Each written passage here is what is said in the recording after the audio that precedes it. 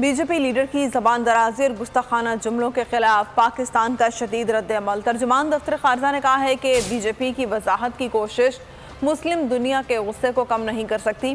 सदर मुमलिकत डॉक्टर आरिफ अलवी की गुस्ताखाना बयान की सख्त अल्फाज में मजम्मत। कहा, आलमी बरादरी भारत में इस्लामोफोबिया का संजीदगी से नोटिस ले। वज़ीर आज़म का भी दुनिया से फौरी एक्शन का मुतालबा। ट्वीट में कहा, बारहा कह चुका हूं कि मोदी के इक़्तिदार में मजहबी आज़ादी को कुचला जा रहा है और मुसलमानों को इंतकाम का निशाना बनाया जा रहा है।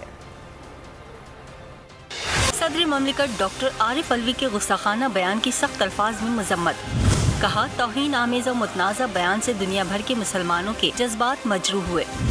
उन्होंने आलमी बरादरी पर जोर दिया कि वो भारत में इस्लामोफोबिया मुहिम का संजीदगी से नोटिस ले। वज़ीर आज़म का भी दुनिया से फौरी एक्शन का मुतालबा।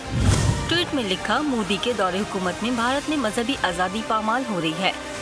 बारहा कह चुका हूँ कि मोदी के इक़्तिदार में मजहबी आज़ादियों को कुचला और मुसलमानों को इंतकाम का निशाना बनाया जा रहा है।